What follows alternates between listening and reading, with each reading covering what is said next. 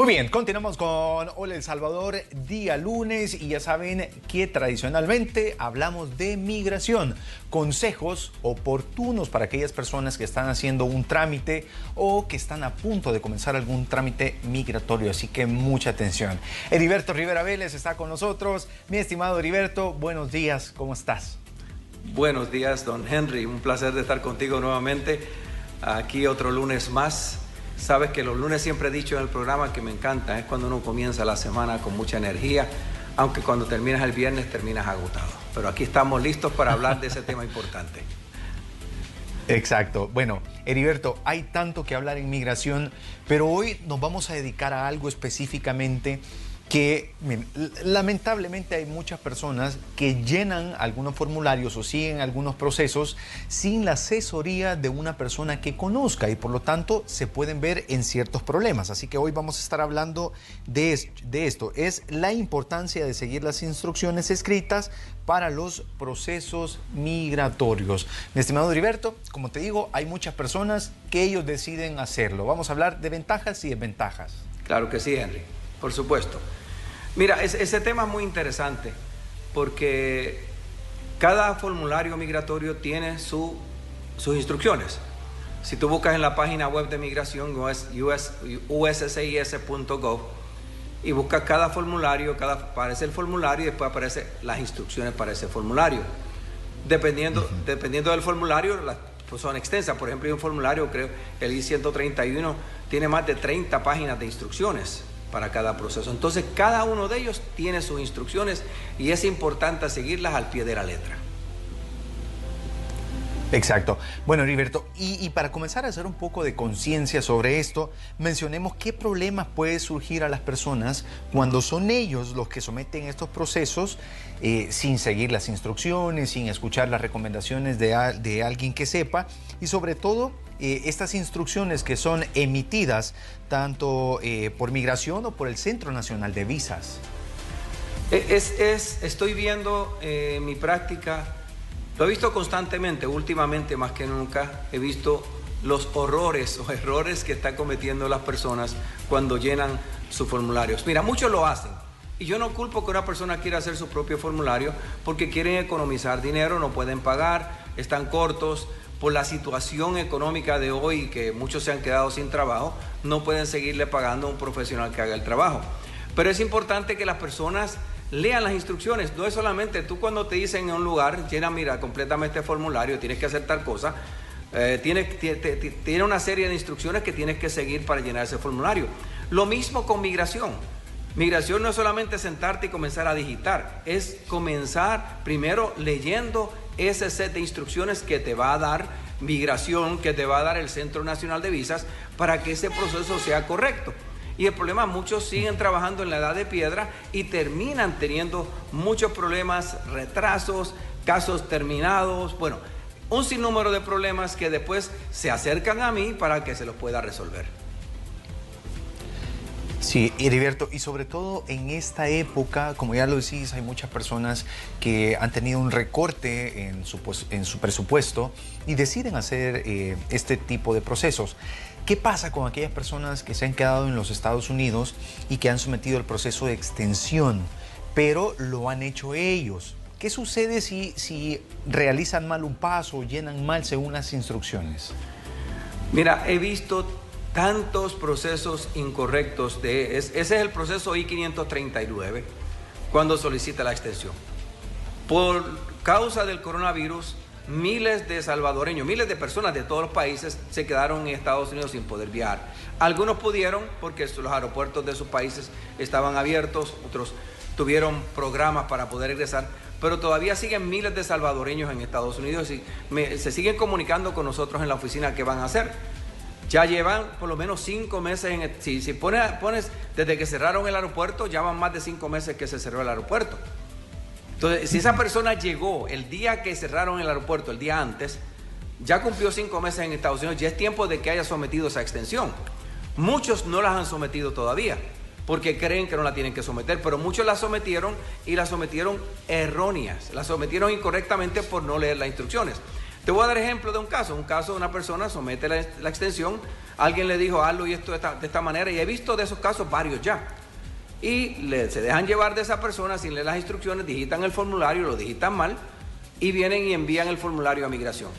No envían el pago necesario a migración de $445, no redactan una carta explicándole a migración la situación que están viviendo, el por qué necesitan esa extensión. Inmigración lo recibe, especialmente no lleva el cheque, ahí te lo va a devolver inmediatamente porque tiene un costo ese proceso. Y si no le pagas a migración no te lo van a hacer de choto, como dicen con buen salvadoreño. Migración te lo devuelve. Lo triste es que al devolverlo a migración, al regresarlo, ya cuentas, ya la persona lleva 6 meses en Estados Unidos.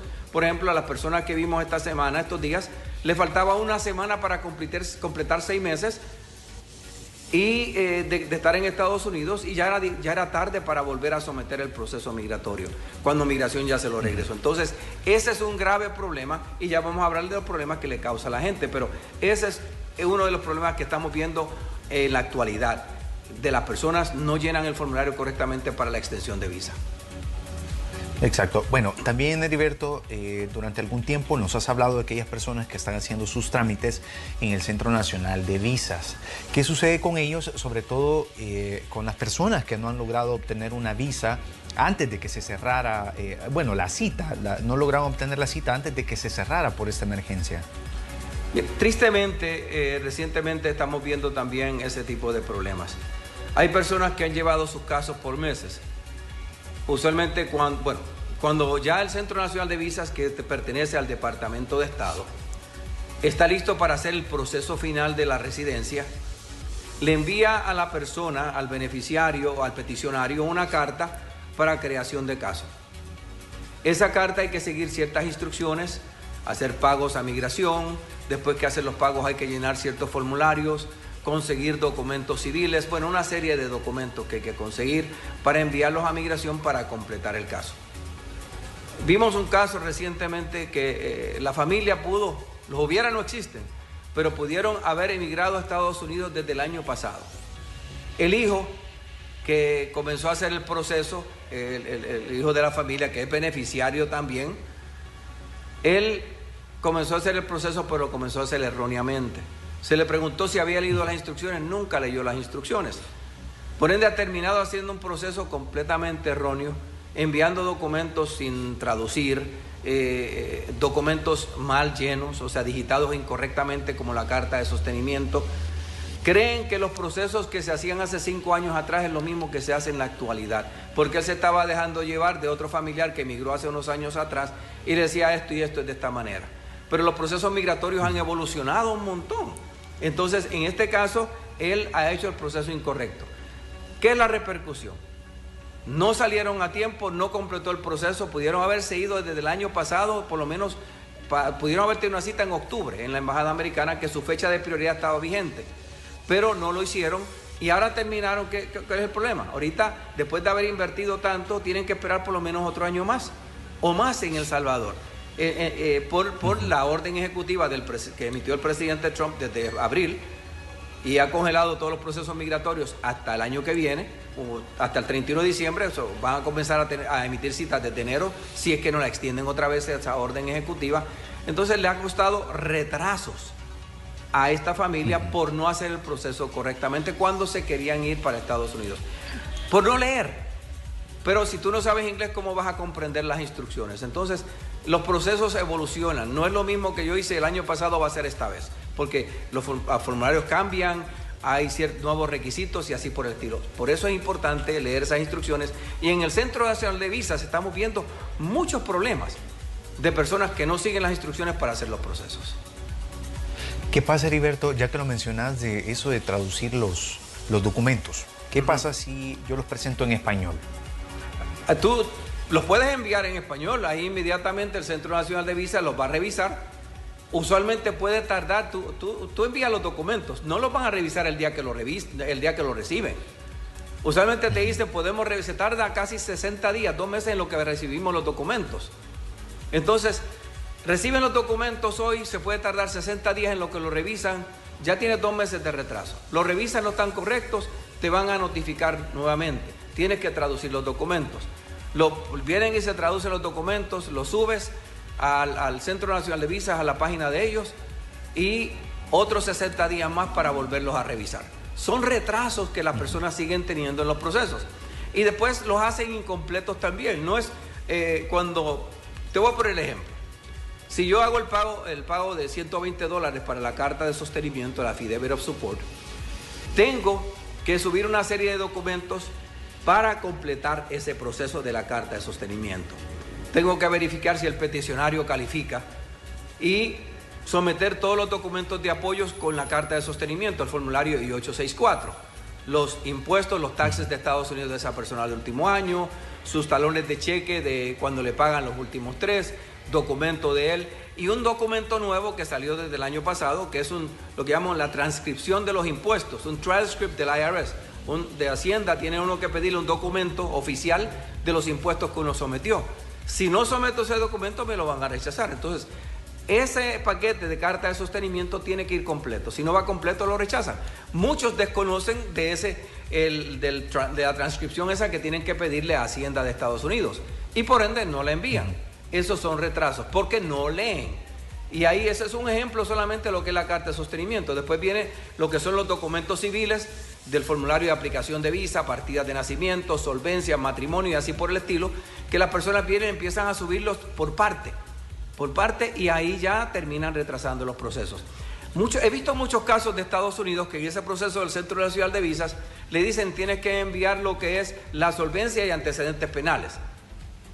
En mi caso a nadie le pedimos antecedentes penales, lo único que se necesita es la solvencia de la Policía Nacional Civil. Antecedentes penales no es necesario, pero muchos lo siguen pidiendo, siguen viviendo lo que es yo llamo la edad de piedra, haciendo los procesos incorrectos, haciendo los procesos como se hacían hace años atrás, el cual es incorrecto. Mire, Heriberto, entonces terminan retrasándolos. También lo que mencionaste de la carta de sostenimiento. Hay algunas personas que están siguiendo algún proceso migratorio y a lo mejor, como decimos aquí en El Salvador, tiene billete, o sea, tiene pisto. Él se puede ir perfectamente a vivir a los Estados Unidos y seguirse pagando él sin ningún problema, sin que nadie le demuestre que lo van a mantener. ¿Es necesario presentar siempre la carta de sostenimiento en este tipo de casos? Claro que es necesario la carta de sostenimiento. El que tú tengas, estés económicamente solvente en El Salvador no quiere decir que tú puedes hacer tu propia carta de sostenimiento. La carta de sostenimiento es el peticionario el que va a someter ese documento. En la mayoría de los casos, hay casos migratorios que no la necesitan, pero son excepciones. La carta de sostenimiento es el peticionario y si no califica, ese peticionario va a buscar un joint sponsor o un segundo fiador que le va a ayudar con ese proceso. Siempre el responsable va a ser el peticionario. El segundo fiador, al firmar esa carta de sostenimiento, dice, yo voy a ser responsable de esta persona. Por eso muchos después que leen las instrucciones dicen, no, yo no quiero dar la carta de sostenimiento. Pero es el peticionario el responsable.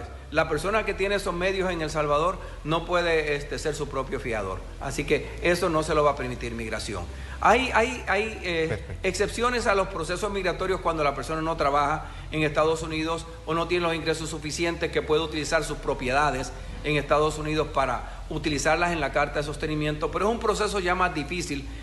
Son bien pocas las personas que lo utilizan. La mayoría es por medio de su empleo o su negocio para poder dar la carta de sostenimiento. Pero la pregunta que hiciste no es correcto. No es cierto que la persona que tiene esos medios puede ser su propio fiador.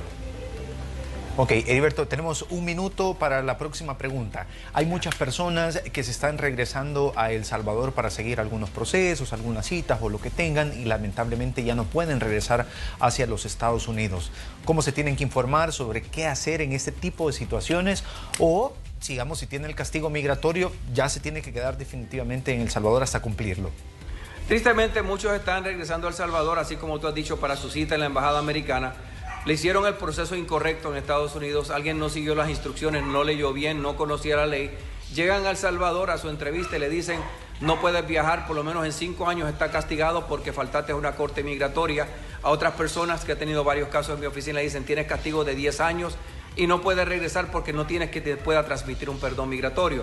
Y es porque no leen las instrucciones. He visto tantos casos porque siguen las instrucciones mal, no las leen o no conocen la ley en la persona que hace estos procesos. La ley para lo que es los perdones migratorios. Esas inelegibilidades es extensa y es importante conocerla también para que las personas que están aquí, muchos están bajo TPS, están protegidos y se van para El Salvador y ya no pueden regresar en mucho tiempo. Así que tener mucho cuidado, buscar una persona idónea que le va a ayudar con el proceso migratorio, una persona que conozca la ley, que sepa cómo hacer, cómo leer esos formularios, cómo seguir las instrucciones para que ese proceso migratorio salga bien y pues la persona pueda obtener ese beneficio que ha esperado por tantos años. Exacto, Heriberto, y nosotros la persona que podemos recomendar aquí en el programa eres tú, y sabemos que hay muchas personas que necesitan ayuda porque están pasando por situaciones difíciles, por procesos mal hechos, por no leer instrucciones, porque alguien los engañó, por seguir consejos de algún conocido que a lo mejor desconocía estos procesos migratorios. ¿Cómo hacer para comunicarse contigo para que les ayudes, por favor? Pues mira, le invito a las personas a que se comuniquen con nosotros. Tenemos 2 números donde se pueden comunicar con nosotros, 2 números de teléfono en el momento, por la aplicación de WhatsApp, 7736-4852, 7736-4852 o 7920-0963, 7920-0963, y me pueden escribir a mi correo de ayudamigratoria@gmail.com. ayudamigratoria@gmail.com. Durante estos días, si es posible, vamos a estar abriendo la oficina. Bueno, hoy se supone que ya se establezcan los nuevos protocolos para poder abrir, y espero ya poder abrir la oficina, estar trabajando desde hoy en adelante, atendiendo a nuestros clientes. Todo va a ser por cita.